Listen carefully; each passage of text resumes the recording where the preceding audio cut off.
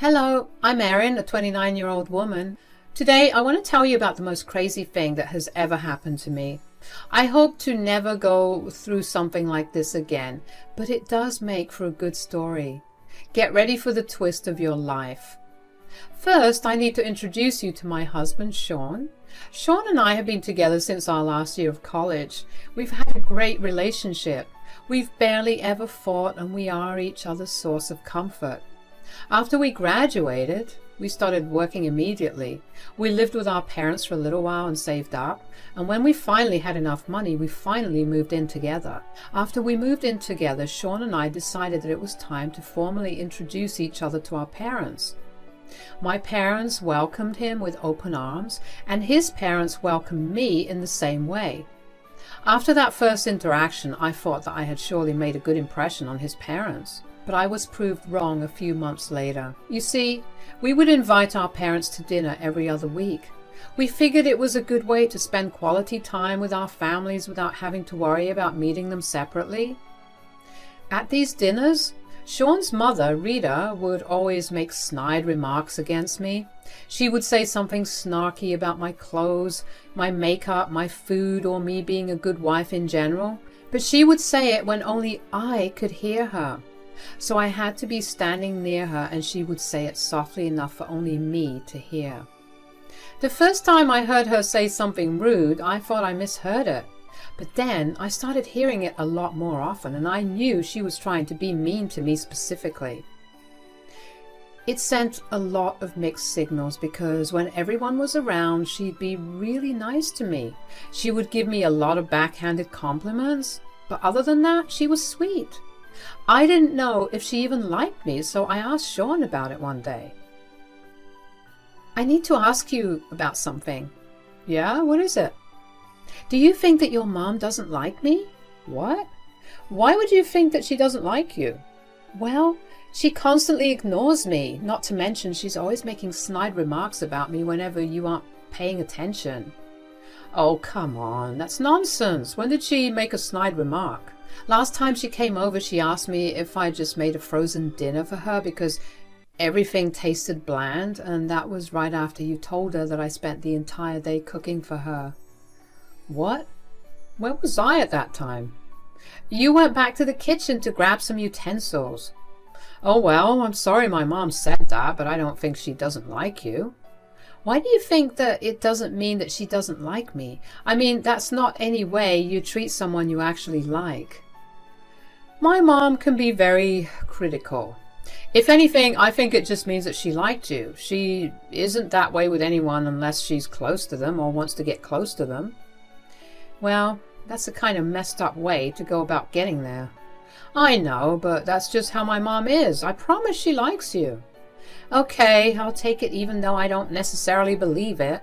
I let go of all my doubts even though I couldn't shake the feeling that Sean had no idea about what was actually going on, and Rita did hate me. I was bored with it and eventually learned to ignore Rita's comments.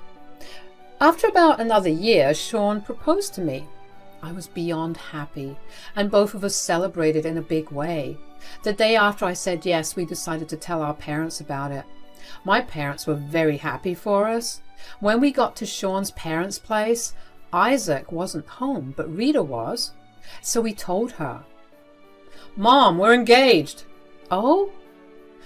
I thought you'd be a little excited for me at least. I would, but are you sure, honey? What do you mean? I just mean that you can do so much better than her. Are you sure you want to marry her? Of course I am. She's the love of my life. Look, I understand that love makes people blind, but this? Don't you think this is a bit much? How could you even say that, Mom? Don't you care about my happiness? Oh, honey, of course I care about your happiness. Well, Erin makes me happy. Just because I care about your happiness doesn't mean that I don't care about only you having the best. Honestly, why are you suddenly against Erin? You never said a word against her all this time. I may not have said a word against her, but I did make it pretty clear that I don't like her. But she didn't even do anything to you. Sure, but she's ugly. and she adds nothing of value to you. She's got an average bank job where she doesn't even earn that much. She doesn't come from any riches, and she has a subpar personality at best. You want me to only run after women with money like a gold digger? Okay, that's enough. Let's just go, yeah? It was hard to hear that coming out of Rita's mouth. So she really did hate me and even wanted Sean to leave me. I had tears running down my face, and when Sean and I drove back home, Sean was beyond angry at what had happened. We had a long conversation when we got back home. Sean kept apologizing for what his mother said, even when he had no reason to. I told him that I was very grateful for him standing up for me. I knew it must not have been easy to stand up against his mother. Sean assured me that he'd always stand up for me no matter who it was against. Even though Rita thoroughly disapproved of me, we still went ahead with the wedding. Sean's dad, Isaac, had heard of how Rita had replied to our engagement news, and he apologized on her behalf. He told us to feel free to not invite her to our wedding. Even though it seemed tempting to do that, we decided to invite her. Other than it being the right thing to do, I felt a certain pleasure at the thought of how Rita would feel when she would watch me walk down the aisle to Sean at the altar, where we would be pronounced husband and wife. The wedding happened about 8 months after Sean proposed to me. It was easily one of the best days of my life. It was an emotional roller coaster, but in the best way possible. The ceremony was emotional, but the reception was lively. While the entire thing went off smoothly, Rita almost ruined it by drinking too much. She got really drunk and took to the stage where she began to rant about me not being perfect for her son, and that if she could object to the wedding, she would have. We managed to get her off the stage, and Isaac took her home. The party resumed like normal, and during their toasts, our bridesmaids and groomsmen made it a point to list out just why I was good for Sean, something that made me cry with happiness. The next day, though, Sean and I went over to Rita's place. She did not seem remorseful for what she did and doubled down on what she had said the night before. I was tired of her disrespecting me to this extent, and I told her that while I had been nice enough to ignore her for so long, it didn't mean that I would always be that forgiving. She took offense to that and tried to yell at me for talking back to her, but I just got up and left with Sean. A day or two later, when I was returning home from work, I saw that Rita's car was in our driveway. I entered the house slowly and softly. I happened to walk in right when Rita and Sean were in the middle of a conversation. "You see how she's talking to me?" "Mom, it's not completely unprovoked. Aside from what you did at our wedding, you also kept egging her on, and she's just reacting to how you're treating her." "That's nonsense. So when I tell her the truth, it's warranted for her to talk back to me?" "I think even you know that you're not critiquing her. You're being mean to her." "What has she done to you?" "What do you mean?" "This is not how you usually talk to me. She's influencing you and changing you little by little." "I think you're jumping to conclusions here, Mom." "No, I'm not. My son would have stood up for me no matter who he was going against." "That's not right. I'll stand up for whoever's right. And in this case, Erin is right. She's standing up for herself, and I'm proud of her for it." "I can't believe you agree with her disrespecting your mom." "She's not disrespecting you. You're the one that's doing that to her." "My God, she's fully brainwashed you, huh?" "Mom, I would really appreciate it if you maybe got help for the way you're thinking. This isn't normal in any way, and I would also like for you to stop treating Erin the way you have been." "I don't need help. And I will not stop being myself just because Erin is a sensitive baby." "Well, you either stop treating Erin that way or we'll stop coming over." "Whatever. Just wait and see. I'll prove to you that she's not a good person, and I will get you to leave her." "Get help, Mom." Rita walked into the hallway at that point and huffed when she saw me. She angrily brushed past me as she stormed out of the house. Sean apologized for what I had to hear, but I only thanked him for standing up for me. He told me that he was never going to let his mom come between the both of us, And that was comforting to hear. About 2 weeks later, I got an email from an unknown person. They told me that they had important news to tell me about Rita. Now, I know that I shouldn't trust random people on the internet, but I was intrigued. I emailed them asking how they knew of Rita and how they got my email address. They replied in an hour and told me that they had sensitive information that couldn't be shared online. But they implored me to meet them. My gut told me that it was important, so against all logic, I told them I'd meet them.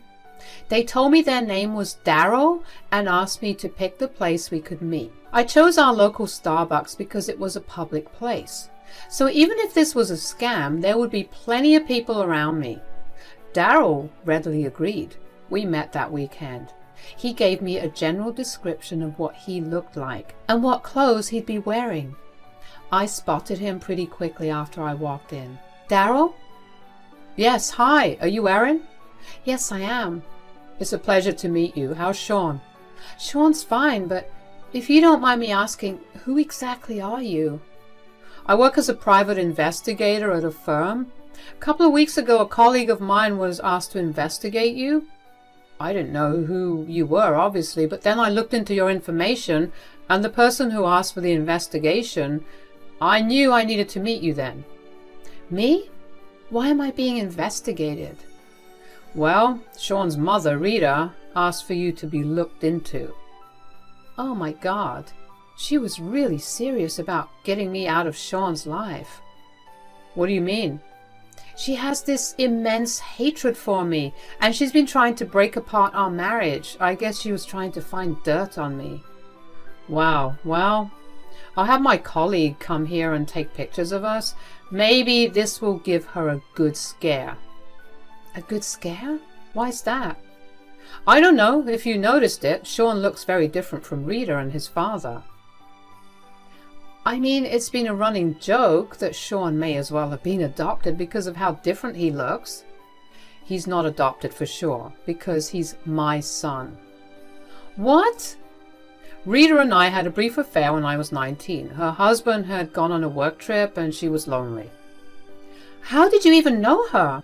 She was my neighbor. I will not lie, but I did have a small crush on her. She was a gorgeous woman, but I was never going to make a move because I knew that she was married. But the night that her husband left for his work trip, she invited me over and gave me some drinks. Next thing I know... Oh my God. And how do you know that Sean is your kid? Rita told me herself. She said that the timeline matched up with me. I didn't believe it, so we got a DNA test done after Sean was born. I still have the test result with me. Oh wow. I don't know how to deal with all this. Why did you never come forward with this? I was too scared. I was only a teenager, plus Rita hired a PI on me and caught me doing something I shouldn't have been doing, especially as a minor. She told me to keep my mouth shut and never interfere in their lives again, so I did. But I guess she got too paranoid and she anonymously emailed my university with the evidence. I got thrown out of university and I wasn't able to get admission anywhere else. I got disowned from my family. Life has been rough ever since. I was only lucky to be able to get to where I am today. Oh my God, that's horrible. I'm so sorry she did that to you. I want to say that I got over it, but seeing her name just made all the anger I had against her come crashing back. I just want to get back at Rita for practically ruining my life. I can't imagine what it's like to have her as a mother-in-law, but the way she's hired someone to tail you makes me think that you wouldn't mind getting even either. You're right. Let's get back at her. I watched as Daryl called up his colleague. Daryl instructed him to take a picture of us outside the cafe. Daryl then told me more about his life and how he ended up homeless and had no place to turn to. How he worked as an informant for the police to earn some money because he was always living in shady areas where discreet crimes were committed. It's because of that that he managed to earn enough credibility to end up where he is now. I was just horrified at what he told me. I was in so much shock that I couldn't think. I just listened and listened to everything that he was saying. I couldn't imagine how Rita would keep something so big for so long from her family that she was, oh, so protective of. Was this why? Was she worried that some outsider would come in and ruin her perfectly crafted lies? I met the PI that Rita hired to follow me, and we looked over the photographs he had clicked of me. I looked upset and horrified in most of them. Daryl approved of them, and the PI sent the pictures to Rita. A day later, Rita invited Sean and I over for lunch at her place. She seemed nervous and was quieter than usual. I knew that she wanted to talk to me, but I avoided her as much as I could. At some point, Isaac complained about something being wrong with his car, so he and Sean went to the garage, leaving Rita and me alone in the house. Rita took that time to talk to me. "What the hell were you doing with that man?" "What man, Rita?" "Don't play dumb. You know who I'm talking about." "I have no idea about what you're talking about. Are you following me? Is that why you're asking me a question like that?" "Fine. If you must know, I hired a PI to tail you." "Why would you do something like that?" "You know I detest you. I wanted you out of mine and Sean's lives." "If I'd have known you'd get in cahoots with that man, I would have gotten rid of you sooner." "Did you get any actual dirt on me? What kind of dirt were you even expecting to get on me?" "I didn't get any dirt on you, but I was expecting to get proof of you talking crap about Sean at worst, and you cheating on him at best. Instead, I got the shock of my life." "Wow. So you wanted to prove that I was a horrible person, all while you being the one that has not only lied to her entire family for years, but also ruined the life of another man? Look, I feel really bad that I did all that. But you need to understand I was only doing what was best for my family." "What was best for your family? Cheating on your husband with a teenager was what was best for your family? Threatening that boy to stay away was what was best for your family? Lying to your family for years was what was best for your family?" "I know I'm a horrible person, but please don't say a single word to anybody." "How can I not say anything? They deserve to know, especially Sean, and this will serve as Daryl's justice as well. You ruined his life." "Please, please don't say anything. I'm begging you. I promise I'll leave you alone and I'll be nice to you." Right then, Sean and Isaac walked in. Sean overheard what Rita had said and asked what was going on. Rita pleaded with me with her eyes, but I simply could not keep such a big and world-shattering piece of information to myself. Sean and Isaac mattered a lot to me, and they deserved to know about the truth. So I told them everything, from Rita hiring a PI to follow me, to the anonymous email I received from Daryl, to what Daryl revealed to me. I had a copy of the DNA test sent to me from Daryl, which I showed to Isaac and Sean. Rita paled as I revealed more and more information. Meanwhile, Sean and Isaac grew angrier by the second. Once I was done telling them everything I knew, everything fell silent. You could hear a pin drop in that silence. Isaac and Sean were beyond upset and angry that they were processing what they had just learned. Rita was shaking with worry and anxiety, and she decided to be the one to break the silence. "Sean, Isaac, I'm really sorry." "Sorry? You think sorry will solve this?" "How could you, Mom?" "I was just trying to do what was best for us." "No, you were just doing what was best for you. All you wanted to do was save your own ass." "Sean, don't you dare speak to me that way. I may have messed up, but I'm still your mother." "He gets to speak to you however he wants. He's right. You ruined another man's life for this lie of yours." "Why does that matter? I kept both of you happy for years." "All of that was a lie. Why are you not getting that? That happiness was built on the back of someone's suffering. You think we wanted that?"